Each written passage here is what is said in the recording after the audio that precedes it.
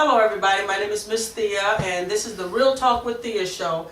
Today we're going to be talking about living life without your mother. Many of you that know me, my mother died when I was 3 years old, and it's been a kind of bittersweet moment. And so I have three very wonderful ladies here today that have also lost their mothers, and we want to just kind of share with you that road and that path that we had to go through and issues that we face as being a mother ourselves with losing our mother. So I would like for you to join in with me as I introduce our three guests. Starting from the right, we have Anita. Hello, Thea. Alrighty. Louise. All right. Julie. And Miss Julie. All right, so we're just going to kind of share with you different issues and stuff that we've had as growing up with a mother. So I'll just start generally as talking with you guys. So Miss Cherie, how old were you when your mother passed away? I was about 28, 29. 28, 29. And you, Louise? I was 12 years old. 12. Whoa. What about you, Julie? 17. 17, and I was 3. So you can see, as you can see, there's like a big different age difference. So I'm going to start with you ladies first, because me, I really don't have any memories of my mother, I guess because I was so young, and my grandmother actually raised me and 4 other siblings, and then she had 5 more of my mother's sister's kids. So it was like pretty much 10 of us in a house together, and she also had her own kids. So my biggest thing with losing my mother is I miss the one-on-one time. You know what I'm saying? That many of you now, you have, Cherie, you have children? Yes, I have 2 girls. 2 girls. What about you, Louise? I have one daughter. 1 daughter? 2 girls and 2 boys. 2 girls and 2 boys. And see, now, how was it, like, when you guys are coming, because I'm saying that I miss that one-on-one. I mean, I know my grandmother did everything she could, you know, to kind of raise us the best she can, but, you know, those times where they have a parent-teacher conference, or your daughter, you're running to school and doing all the things, I miss those kind of things. You know what I'm saying? And I've, like when I was married once before, you know, your mother's supposed to be there, your mother's supposed to help you get your dress and everything. See, all those moments I miss. So, did any of you guys have any of those kind of moments that you actually, because like I said, I will start with Cherie, you're 27, so you had some time with your mother. How was that? Well, she helped raise my oldest daughter. So, I mean, she was a little bit more closer to my daughter than me. Our relationship kind of really wasn't that close. Okay. Because I was in group homes and stuff, so. Okay. So, me being married, she wasn't here when I was married. She was already passed away. Okay, so now you're saying pretty much that you and your mother's relationship wasn't close, or wasn't as close, It or wasn't as close. Maybe probably about a year or so before she passed away, we started getting close. Okay, and so do you feel that I was robbed sometime because we didn't get close until a little bit till before she passed, and it's like, I don't know, I missed having a mom all those years before because we weren't so close, and it's because of stuff that happened, you know, in our family and in home.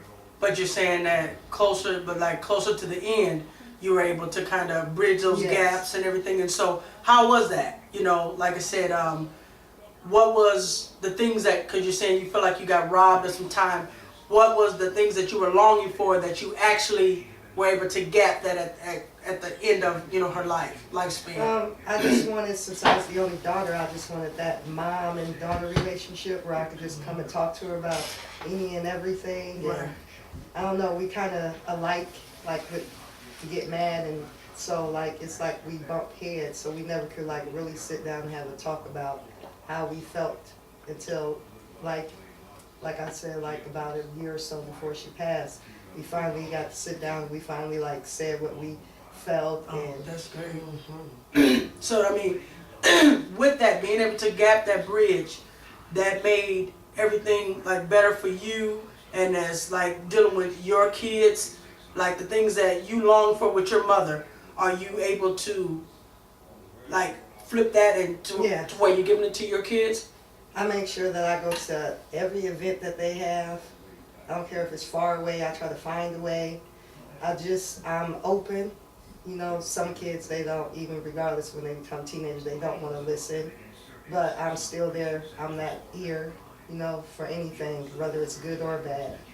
Okay, well, and so we have, let's see, let's talk, who's the next age is, the oldest would be who? Me. Julie. Okay, so Julie, same thing with you. Tell us a little bit about your mom.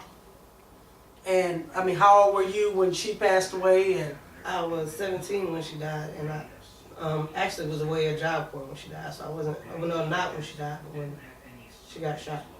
I was away at Job Corps. And, like, I had to go to the hospital or whatever, but, she's like, I mean, but about her, we had a good relationship. We was close. Like, she was there for me when I had my daughter, because I had her young. But I mean, I was a babysitter. I was the babysitter because that was her baby. So yeah, I was the babysitter. She helped me out a lot. She didn't stop me from doing none of the stuff that teenagers do, even though I had her at such a young age.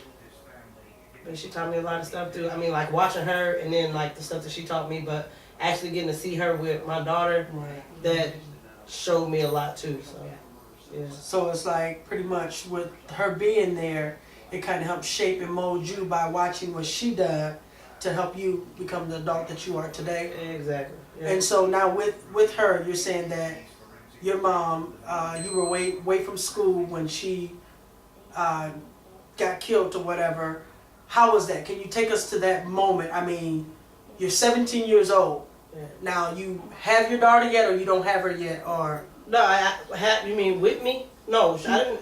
I had her when I was 15. Okay, you had her when you were 15. Okay, so you're 17 years old.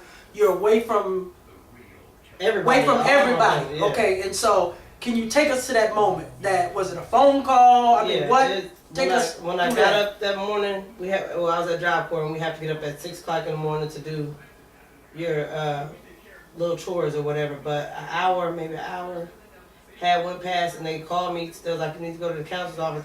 And I actually thought I was in trouble because I had. What you did? I pushed a girl in the hallway, so I thought I was in trouble. When they called, I was like thinking to myself, "Ooh, I'm gonna get her.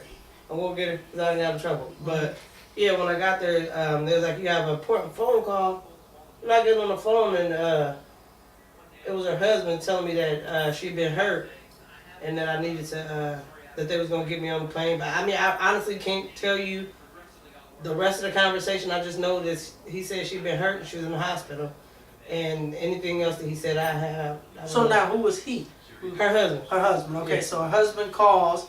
They call you down to the office or whatever. You think you're in trouble because you fighting, being bad, and then they tell you your mother has been hurt. I need to get home. I didn't think it was nowhere near as serious as it was. Okay.